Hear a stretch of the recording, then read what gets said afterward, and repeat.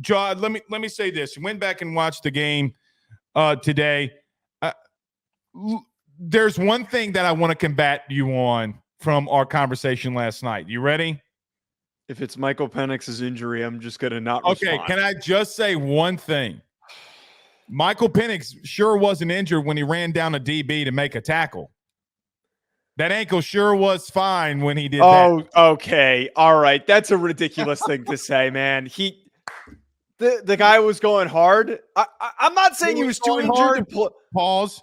I'm not saying he was too injured to play in the football game. I'm saying that his injury impacted his capability in the game. And that was where we started yelling at each other. Blake, I did have one thought, though, after the fact that really, sunk in this morning. One thing I really discounted, and I wish I didn't. I think that one thing that's become so clear for a national championship winning team, especially in the modern era, to win one, you need to have developed and built a culture over multiple years. I saw what Michigan has done. It has been a long time for them to get to this point. It took a lot of recruiting cycles. It took a lot of culture changes, identity changes, bolstering along the offensive and defensive lines.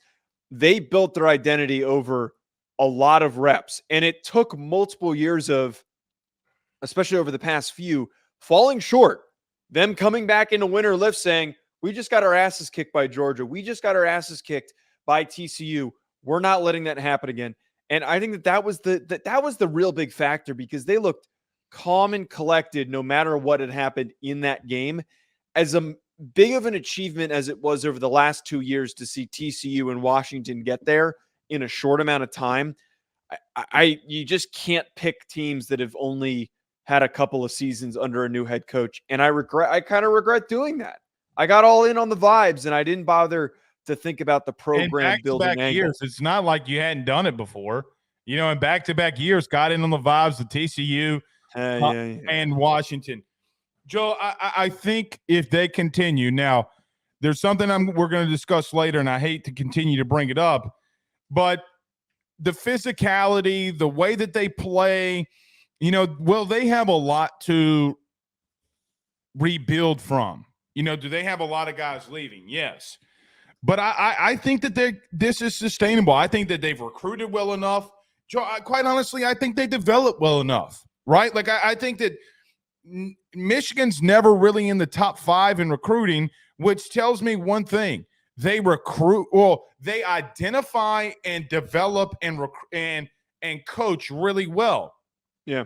The physicality that I saw from them, okay, Joe, they came into the playoff as the number 2 total defense. Two. Now, they had 2 games, right? 2 extra games in Penn State and leapfrogged them to be the best defense in the country. There was something that we talked about in the preseason, and I can't believe I got away from it. I think because of the bright lights of the season, I walked back and I didn't remember. I didn't think about it. Joe, do you remember the conversation that we had that I thought that college football was back to run the football and defense? Joe, you have 3 teams, but 4 national titles that were won by teams that were the better running team and the better defense. Everything is so innovative in today's sport. Spread them out, zone read, RPO. What have we seen from the last 4 champions? And before you say that Alabama was not like that, let me refresh your memory. No, they were. I don't disagree. I'm not going to. They ran the ball with Najee Harris. I think Najee got 2,000 yards or close to 2,000 yards in a COVID season. Joe, they were out of pistol. They would go under center sometimes. The best offensive line in the country that year was actually Alabama. So I think that, honestly, this is sustainable because what have we seen? Joe, the teams in the last 4 natties that had the better defense and the better running game won. And I could make the argument it's been the last 5 years, but I can't do that with LSU in 2019 because, they threw the ball 60 times a game. Not really. But you get but they ran the ball for over 2,000 yards or 3,000 yards, in that season. So they ran the football very effectively. So I do think that that's something that you can lean your or tip your or put your hat on, that lean onto, because you're going to have really good defense and you're going to be able to run the football. And I think that's why it's sustainable for Michigan. I disagree slightly. I don't think that it has to check the box of running the football, playing good defense. I think the real specific key factor over this cycle, it's the teams with the best defensive lines. It's the teams with the best front sevens, because there are so many teams in college football and there is a limited amount of defensive line talent that is available for teams to accrue and develop and build. And the teams that have dominated are the ones that have had the best defensive lines, that have been able to physically dominate whatever offensive line they're going up against. And I also add in there, I think the teams with the best offensive lines, at least a top 5 offensive line, is a required piece to being a national championship winning team. But I think that we're going to eventually get back to having a squad that throws the football, a ton. A team like Washington could get the job done if they had a better defensive line. I just don't think that their defensive line was anywhere near good enough to step up to the plate when they had to face a team that ran the ball really well. Joe, I can't disagree defensive line, because I think you could go back to 2018 when Clemson won it and say the exact same thing. The better defensive line has won it.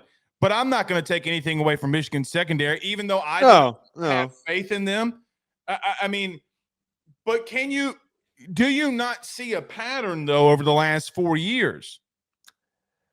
I just think that How can you not see that there's a pattern? Please tell me I'm not crazy. There's clearly a pattern. You're not crazy. I know I'm not. I just think that it happens to be that way because those were the best teams in college football. I don't think that that's the new standard. I don't think that that's there's always going to be wide swinging pendulums for what works. And eventually we're going to start going back to, and teams are going to try to build deep passing attacks like what Washington put together. That in reality is a way to counter good defensive lines, is to get the ball out quick and attack the ball down, attack downfield. I think eventually we're probably going to get back to that. No. Let me just I'm just so impressed by the way that they did it. I know it wasn't flashy, but you know what, Joe? You know what's crazy? I don't think Michigan ever really played maybe what was their best game of the year? What was Michigan's best game? Because Ohio State. All right, so Ohio State. Well, I think you can make the argument it was even Bama, but it wasn't. Joe, they made a bunch of special teams errors. Yeah, they made so many mistakes in this playoff. Joe, just shows how talented they were, right? Like they could get away with things that teams, honestly, anywhere else, any other team couldn't get away with. And so they have dominated on both lines of scrimmage, and that won them a national title. I think they're a really well-coached team. I think Mentor, Elston, and the boys on the defensive side, dude, they're just so well coached. BetOnline remains your top spot for all of your live betting action and contests. NFL, college football, UFC, NHL are all in full swing. BetOnline is your number one source for wagering news, odds, trends, and predictions with both desktop and mobile access at any time. Head to BetOnline today and use promo code BELIEVE, that's BLEAV, for 50% off your first deposit. That is a 50% welcome bonus. BetOnline, where the game starts.